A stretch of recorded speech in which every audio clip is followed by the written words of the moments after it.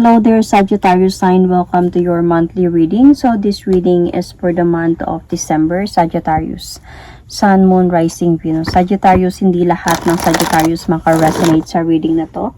So takes what resonates and leave the rest. Cross watchers, pwedeng kayo to at hindi sila Sagittarius sign. So put yourself in a situation kung saan kayo naka-resonate. Sagittarius, if hindi kayo naka-resonate sa reading na to, please to check your other placements, your sun, your moon, your rising, your Venus sign, dahil pwedeng doon kayo maka-resonate at hindi dito. Sagittarius, if hindi kayo maka-resonate at all, magulo sa inyo yung reading, then this reading is not for you. So, Sagittarius, ngayon lang ako nakapag-continue ng reading. I think this is the last 4 zodiac signs ngayon lang kasi nag-travel ako, umaten ako ng events, na busy ako, kaya hahabulin ko to ngayon. Ipopost ko to tomorrow in God's will, or later later. So Sagittarius, let's pick one card for your situation. This is a future self reading, love reading edition. Sagittarius, Sun, Moon, Rising, Venus. Sagittarius, Sun, Moon, Rising, Venus.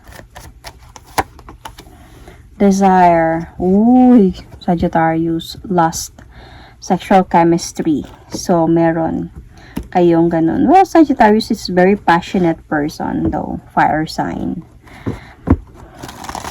So, tignan natin tong desire na to. May lust and chemistry. You know, sexual chemistry.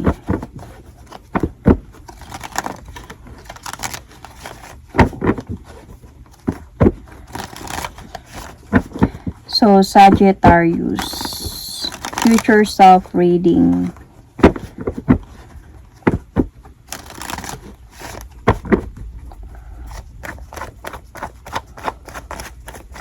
Love, relationship.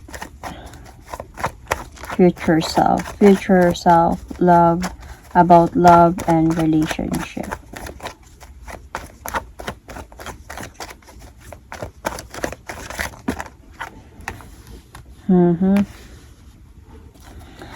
Sagittarius, you are in love ngayon. Yeah.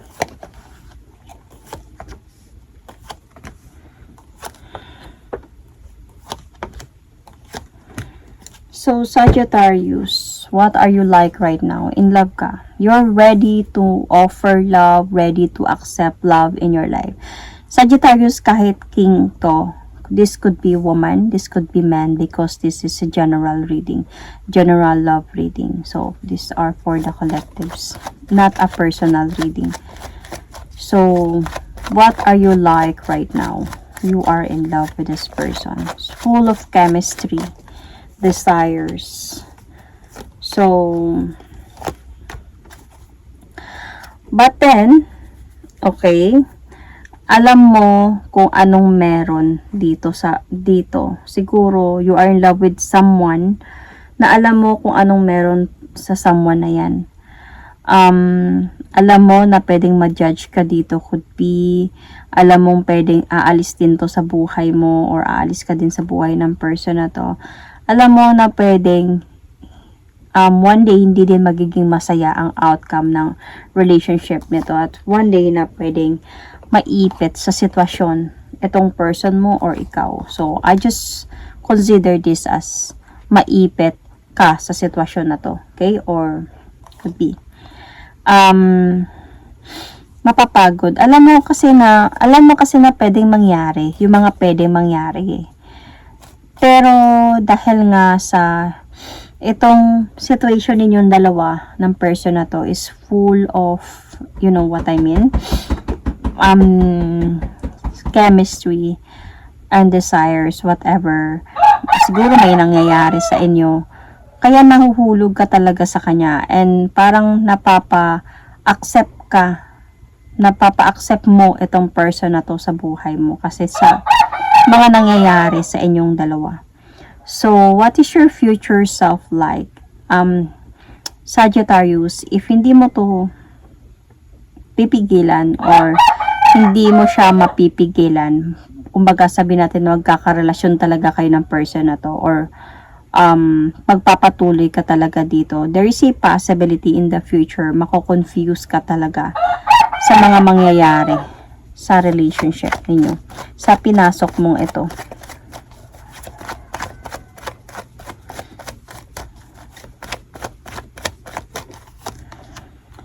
See? There is a possibility, pasensya na ha sa mga ingay. There is a possibility na unexpectedly may mangyayaring conflict sa relationship ninyo na to. Pwedeng masasaktan ka unexpectedly, malalaman mo na parang this person is just betraying you, lying to you, and nahantong lang kayo sa separation or ending nitong person na to. So, parang sinasabi na dito na you need to think twice sa pagpasok mo sa relasyon na to or sa person na to, sa buhay ng taong ito.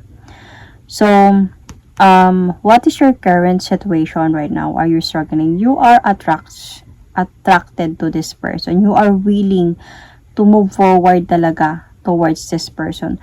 Merong talagang passion or intimacy na nangyayari sa inyong dalawa, and parang andun ka sa point na you are not thinking kung ano yung mga pwedeng mangyari. As long as ito yung nararamdaman ko, susundin ko yung nararamdaman ko. So, Sagittarius, what you need to spend less time on so you can evolve as a person. Sagittarius, remember, this could be a vice versa, okay? So, what you need to spend less time on so you can evolve as a person. You need to spend really less time on sa mga conflict, sa mga pwedeng mangyaring gulo. Sagittarius. Siguro feeling ko hindi pa nangyayari to. Parang feeling ko itong reading na to is guidance for you, Sagittarius, sa mga papasukan mo na sitwasyon ngayon. Kasi nasa point ka ata ngayon na you're still enjoying the moment together with this person, that you're not thinking ano yung mga pwede mangyari in the future. Even if alam mo na, kumbaga, parang alam mo na pwede mangyari yun, pero parang wala akong pakialam. Ito yung nararamdaman ko eh. Mahal ko siya, and na-enjoy ako sa mga nangyayari sa amin dalawa. So, you need to spend less time on this conflict kasi there may upcoming talagang gulo na mangyayari. Nakakapagod to na gulo. So, think before do something. Think before any actions in a way. So, what you need to spend more time on so that you can evolve as a person. I think it's better for you to spend more time on parang evolving yourself. Chasing your dreams. Parang pag-uumpisa ng pagbo-bloom ng finances mo, career mo, or spend more time on moving forward. Could also be start a new beginning, start a new journey of your life nang hindi ka ganito, nang wala kang sabi natin nasasaktan na ibang tao, o hindi ka pumapasok sa mga hindi dapat pasukin na sitwasyon. So what you need to remember, or what you should remember to do so you can set yourself up in the future. You should remember that meron at merong darating na para sa'yo na hindi yung parang sabihin na natin na may may-ari. So may darating na para sa'yo lang talaga. This is a new person na possible na dadating sa'yo in the future. So,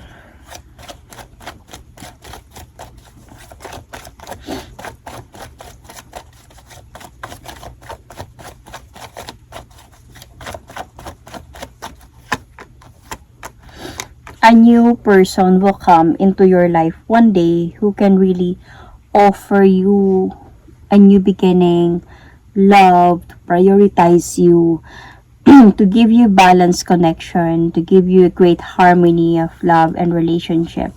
Hindi pa naman to darating like as sooner as you expected. Like sabi natin, sige bitawan ko to, may darating na ba next week, kanyan. Hindi man to darating as sooner as you expected, pero darating to in the future. So a new person will come in the future. Pero what you should remember to do so you can set yourself up in the future. Remember na you can move forward.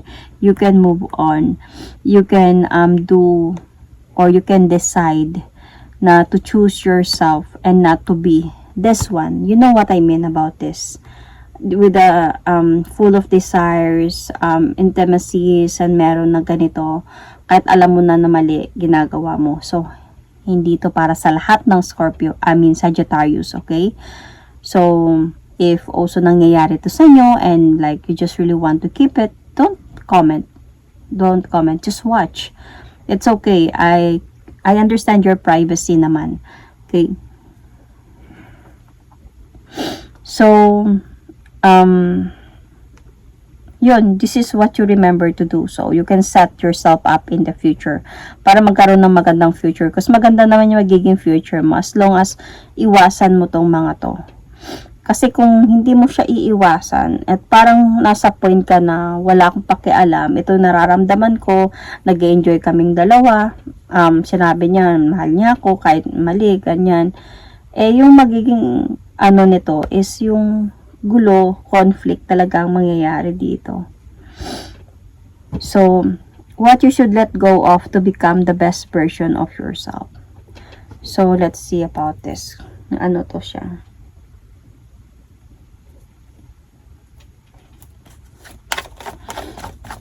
I think you need to let go of yung thinking or expecting na merong new beginning na mangyayari sa inyong dalawa nitong person na to.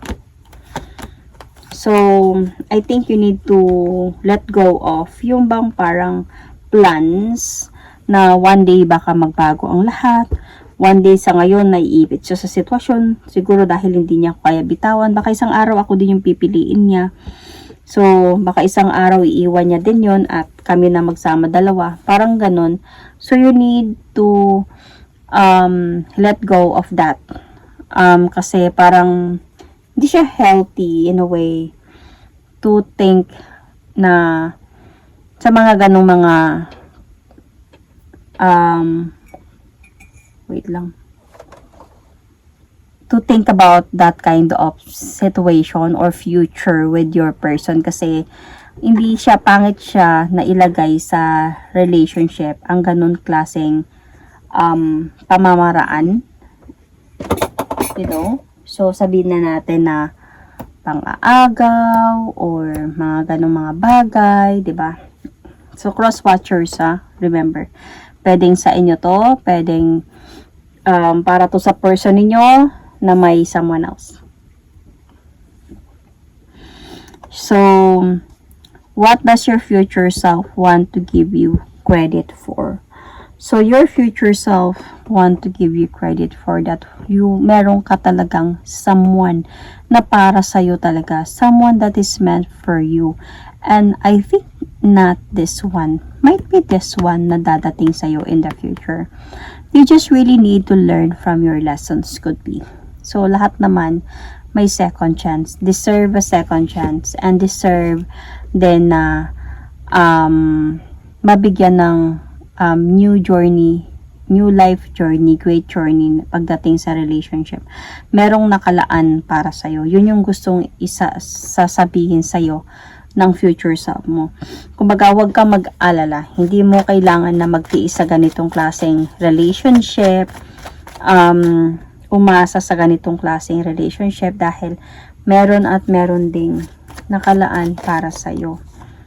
So, pag once na makamove on ka, pag once na nag-let go ka from this, from once na pinili mo yung sarili mo kaysa sa ganitong relasyon, and you learn from your lessons, then merong darating sa'yo na magandang, happy and complete commitment relationship, and might be this is your soulmate na. So, what do you have the potential to accomplish, Sagittarius? You are someone who knows how to love, to offer love. You are someone na who loves unconditionally. So, wag mong sayangin to at ibibigay lang sa someone na hindi naman worth it sa pagmamahal na meron ka. Your love is genuine. So, wag mo tong hayaan na ibigay lang sa tao na lalokohin ka lang at papaniwalaan ka lang sa mga bagay-bagay, or wag mong hayaan to na ibigay sa tao na which katawan mo lang yung habol niya, or you know what I mean. So, ibibigay mo to sa taong para sa'yo talaga, who respect you, love you unconditionally. So, yun, Scorpio, you might be dealing with here. I think yung dealing with the person you are with right now, yung, you know, yung ka-fling mo could be Libra, Pisces, Scorpio, Cancer, same Sagittarius, could also be Gemini, Leo. So you might have Aquarius in your chart. You might be dealing with in the future, okay? In the future, yung someone na darating na para sa'yo.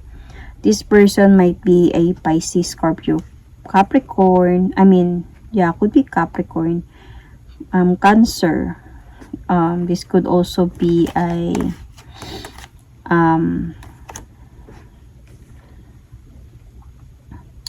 Taurus, Gemini. Virgo, Gemini. It could also be Gemini. Libra, Gemini, Aquarius. You might have water signs in your chart, or this might also be a Capricorn. So, Sagittarius, Sun, Moon, Rising, Venus. I'm going to pull an oracle card for you. A message oracle card. Nahulog na siya. Twin flame. Your passions ignite. Twin flame connection. So, baka darating yung twin flame mo. Might be this is also your twin flame. Pwede itong person na to is your ka-twin flame. Kasi twin flame naman, it doesn't have to be very romantic yung twin flame eh. Twin flame is like someone na twin soul mo, na mangyayari na makikilala mo to because you need to learn some lessons. Both of you, not only you. So, parang may mga bagay kayong parang pagkakaintindihan, or mayroon kayong dalawa, kaya kayo nagkakilala nitong dalawang ito, nitong person na to, dahil siguro you felt the connection of being a twin flame, and you felt the completeness with this person, na kahit alam mo na mali, alam mo na meron siya, or may asawa ba siya, may kinakabasa, alam mong mali, is pinagpatuloy mo pa din because you felt the connection talaga, the completeness every time you're with this person. But dahil nga mali to, and this is a twin flame, could be connection, you really need to learn a lesson from this relationship, from this connection na meron kayong dalawa. So, hindi hayaan na yung mali is mangingibabaw.